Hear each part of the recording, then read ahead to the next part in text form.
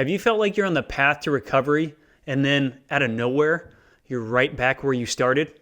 It's important to know that's a common part of the recovery journey, but it's rarely talked about. So today, let's discuss why setbacks happen in the recovery process and discuss how they're not only a normal, but actually an important part of recovery. Let's dive in.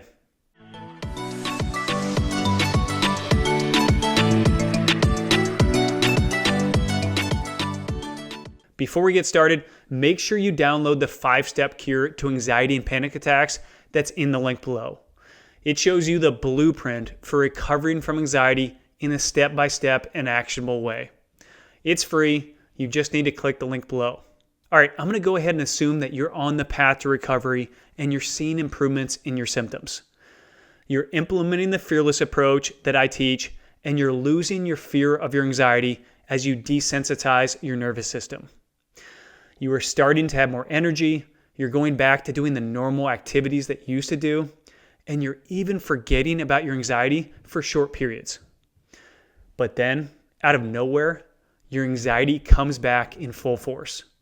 You get hit with a tidal wave of anxiety, and some of your symptoms start to reappear. In a mere second, it feels like all your progress in recovery has just vanished. Okay, here's the deal. The return of severe anxiety after a period of its absence will, at its onset, feel devastating. And it feels this way for a couple reasons. First, at this point in your recovery, it might have been some time since you had severe anxiety. And part of you believed that it was gone for good. To not only have it return, but to have it hit you like a freight train can be extremely unsettling. Second, a setback fills your mind with doubt. You'll find yourself thinking, I put in all this work and I'm right back where I began.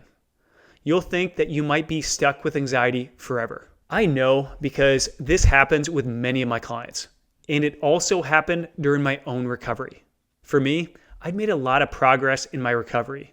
My panic attacks were gone, the intensity of my daily anxiety had significantly diminished, and I was going back to doing normal things. But then, one evening, I was sitting on the couch, relaxing, watching a movie, and all my anxiety came back at once. It was this flood of intense anxiety, heart palpitations, and fear. It felt like I'd been pulled right back down into the dark hole of anxiety after I'd spent the last 4 to 6 weeks climbing out of it. But here's the reality. None of my progress was lost. I repeat, none of the improvement in your anxiety symptoms is lost during a setback. The improvement of your symptoms is the result of your nervous system becoming increasingly desensitized. And a setback is not a reversal of this.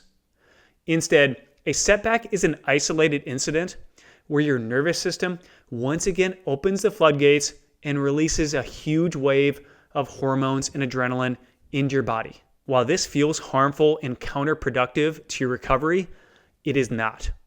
Instead, I want you to think of a setback as your nervous system flushing out a buildup of stress hormones in order to make way for even more significant progress in your recovery. Because as strange as it sounds, a setback is often the catalyst that accelerates your recovery. The greatest progress often comes just after a setback. During a setback, I want you to remind yourself that these setbacks are short, fleeting events. They arrive quickly and they leave quickly. Also, remind yourself that while setbacks themselves are entirely harmless, there is a danger in a setback. The danger is that the volatility of a setback can make you question everything that you've learned. And it can even have you considering abandoning the fearless approach in all the techniques that you've been implementing. But you will not allow that to happen. Instead, you will silence these doubts because you knew that a setback was probably going to happen at some point. Also, you're going to recognize that the only reason that you're able to experience a setback is because you've made such significant progress in your recovery.